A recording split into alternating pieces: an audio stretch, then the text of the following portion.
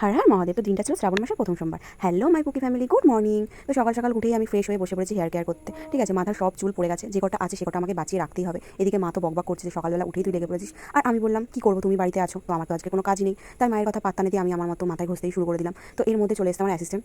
Assistant কেন বললাম, ও আমার সাথে আঠার মতো সব সময় চিপকে থাকে, আমার সব কিছু করে দেয়, তার জন্য ওকে আমার বাড়ির সবাই বা আমার আশেপাশে সবাই ওকে আমার অ্যাসিস্ট্যান্ট বলে। আমি না, ওরাই বলে। যাই হোক, তারপরে স্নান করতে শুরু করে দিলাম, কারণ আজকে আমি মাথায় বেশিক্ষণ রাখতে পারিনি, বিকজ আজকে প্রচুর কাজ। মা বলেছে ঠাকুরের বাসনগুলো আমাকে ভালো করে তেঁতুল দিয়ে ডলে ডলে ঘষে ঘষে ধুতে। ঠিক আছে, সেটা তো করতেই হবে, নাহলে আমার মা সারা দিন বকবক করে আমার মাথাটা খেয়ে নেবে। তো সেটাই করে নিলাম। করে নেওয়ার পর বাড়ির পুজোটাও আমাকে দিতে হবে, কারণ আমি বাড়ির পুজোটা রোজই দিই। এটা নতুন নয়, প্রত্যেক সোমবার করে মহাদেবের পুজো করি। তাই আমি খুব ভালো করেই জানি কোথায় কি করতে না হয়। তো পুজোটা দিয়ে দিলাম, প্রচুর দেরি হয়ে গেছে, মন্দিরে যেতে হবে পুজো দিতে। তো যাই হোক, দেরি হোক যাই হোক, আমাকে আলতা তো পড়তেই হবে, বিকজ আমি আলতা পড়তে ভীষণ ভালোবাসি। ঠিক আছে, তাই আলতা আমাকে পড়তে হবে। তো তারপরে রেডি সেডি হয়ে বেরিয়ে পড়লাম। ওই দেখো আমার বাচ্চা সখী। ঠিক আছে, হ্যাঁ হ্যাঁ হ্যাঁ, আমি বাচ্চাদের সাথেই মিশি। ঠিক আছে, আমার আশেপাশের যারা সবাই বাচ্চা। যাই হোক, তো তারপরে ওকে আমি বললাম আমি একটু ক্যাট মারছি, তুই আমার সুন্দর করে ভিডিও করতে। ওই দেখো আমার ভুল কোথা থেকে চলে আসলো, শান্তি নেই।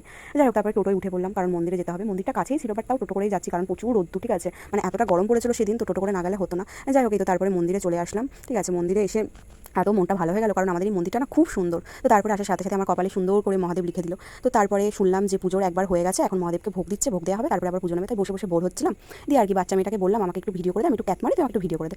তো ও আর কি, ও আমার জ্বালাতন সহ্য করবে। এই দেখো দেখেছো, শান্তি নেই।